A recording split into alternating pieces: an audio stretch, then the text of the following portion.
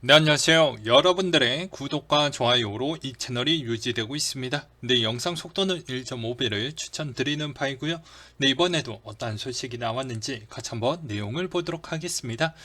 네, 일단 공포 탐욕 지수는 56을 가리키고 있고요. 비트코인 탑 트레이더 롱숏 비중은 48대 51로 나타나고 있으며 이더의 롱숏 비율 또한 51대 48 정도를 나타내주고 있습니다. 김프는 역프를 계속 보여주고 있고 마이너스 1.5 정도를 보여주고 있습니다.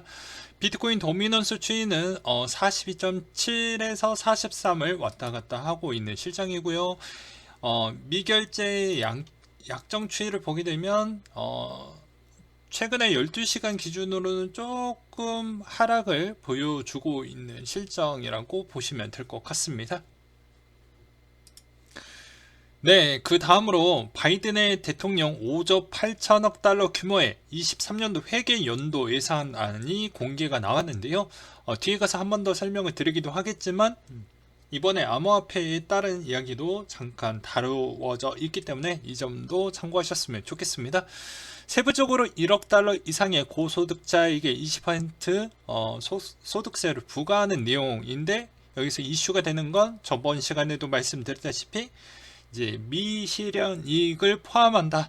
그러니까 주식 그리고 부동산 뭐 나머지 부분도 다 영향성을 끼칠 수가 있게 되겠죠. 그래서 여기에서 세수를 추가적으로 확보를 할 것이다 라고 해서 이게 이제 통과가 될 것이냐 통과가 안 될 것이냐에 따른 부분은 국회로 일단 배팅이 넘어갔다 라고 보시면 될 것 같고요.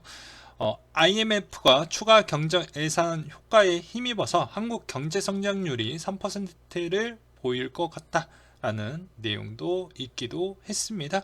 구체적으로 수출은 기술 업종 중심으로 견조한 흐름을 이어갈 것으로 보고 있었고 투자는 공급망 병목 현상이 해소될 것이라는 예상되는 2분기 이후부터 증가될 것이라는 분석치를 내놓기도 했었고요.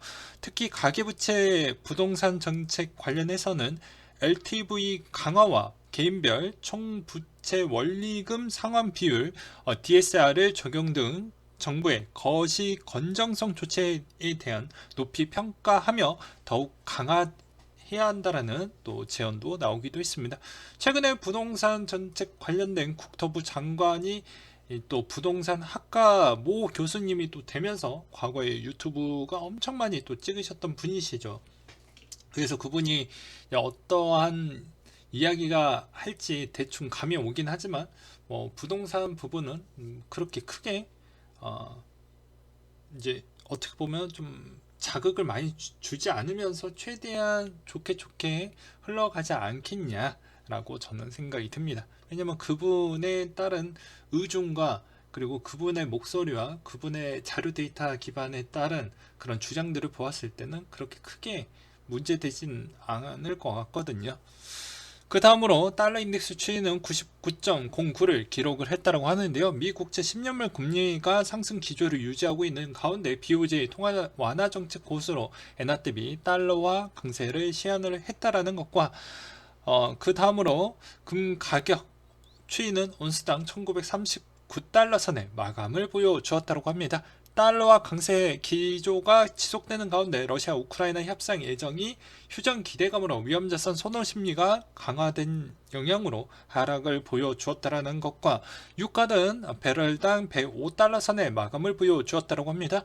휴전 기대감이 상존하는 가운데 중국 정부가 코로나 확산을 억제하기 위해서 상하이를 순환 봉쇄하겠다라는 소식으로 인해서 이번에 좀 유가를 억눌러 주었다 라고 볼 수가 있게 되겠습니다. 그 다음으로 코인에 따른 소식을 한번 설명을 드리도록 하겠는데요. 이번 질병청이 24시간에 10명까지 보고를 했다고 합니다. 그래서 이제 4월 달이 넘어가는 시점 때부터는 뭐 이렇게 하겠다라고 하는데 이게 무슨 상관관계가 있냐? 뭐 저번에도 말씀드렸다시피 물가와 코인은 뗄래야 수 없는 관계라고도 계속 말씀을 드렸고요. 그리고 그게 그 영향도 분명히 코인한테 미치는 것도 여러분들 어느 정도는 느꼈을 거라고 생각이 듭니다. 그리고 질병청이 지금 어떻게 보면은 조금씩 풀고 있죠.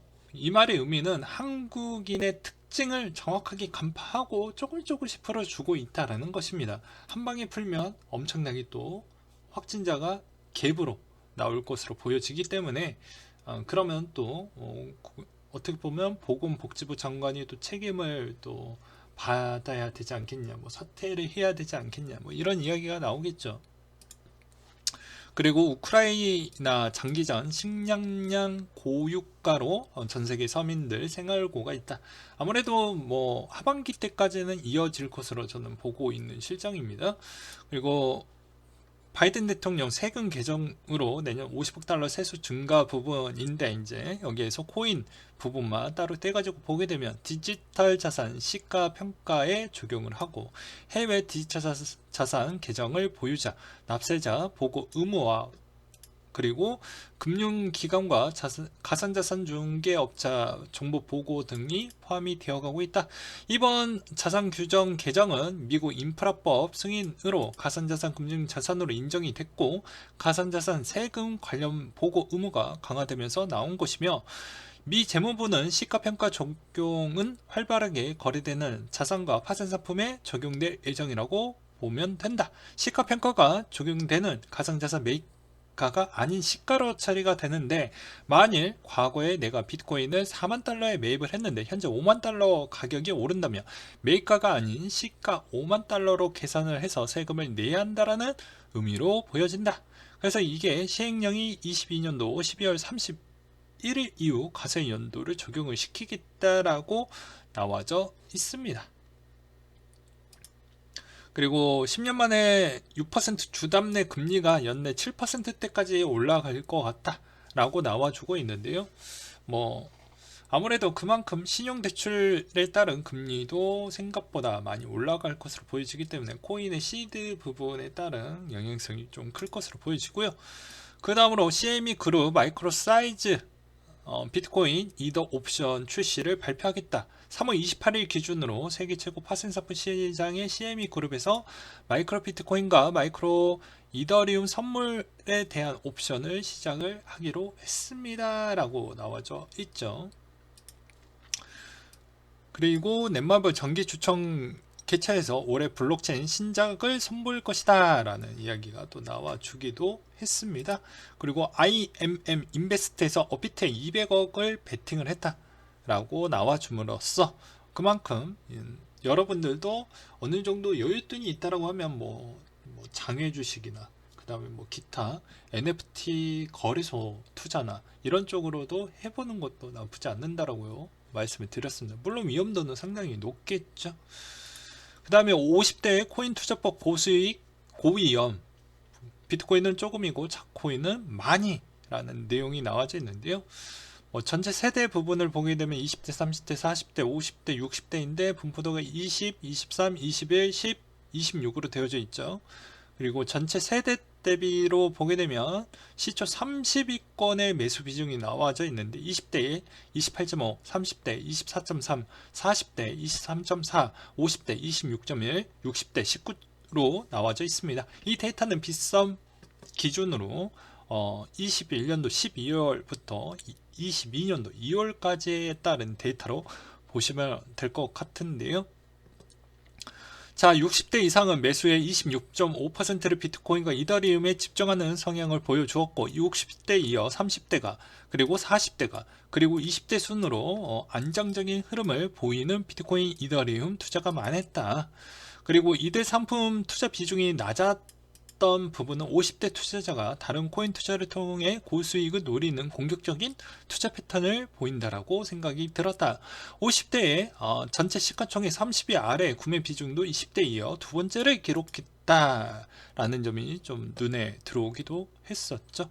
그래서 그만큼 가상화폐 업계에서 투자자 보호 제도의 논의가 좀 필요할 것 같다라고도 되어져 있어요. 본인 돈은 본인이 지키는 겁니다. 고위험을 선택을 해도 본인 돈이기 때문에 그런 신중하게 선택을 했다라고 볼 수도 있겠지만, 가볍게 만약에 클릭을 하셨던 분들이라고 하면 다시 한번 생각을 해보시고 접근을 하시는 걸 강력하게 말씀을 드리는 부분입니다.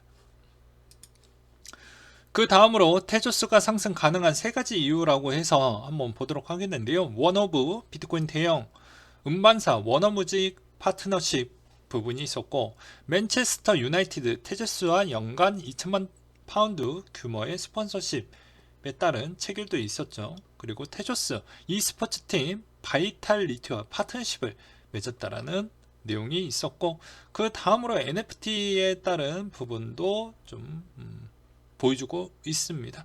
그리고 비탈리 부테린이 커뮤니티에 극단주의 안돼 찌켓이 테조스 흥미롭다 라는 내용이 또 나와주기도 했습니다. 앞으로 많은 부분을 보여주고 있기 때문에, 기존에도 테조스가 좀 많이 화력도 나와주기도 했었기 때문에 한번 관심있게 보는 것도 나쁘지 않지 않을까라는 부분과, 두산의 프로야구 NFT 마켓플레이스 두버스 근황을 보게 되면 거의 거리가 없죠. 그러니까 저번에도 말씀드렸다시피 저는 예술품에 대해서는 안목이 거의 없어요, 여러분들. 그러니까 본인이 주관대로 NFT 예술품 같은 경우는 알아서 하셔라. 그리고 코인원이 이번에 태그 기능이 도입이 됐다라고 하는데요. 이번에 이커머스 코인을 한번 찍어서 한번 봤더니 거래 대금은 진짜 미쳤죠. 거의 씨가 말랐다라고 볼 수가 있습니다. 일단 마이스 탱코 포도 오리진 AIP가 있는데요.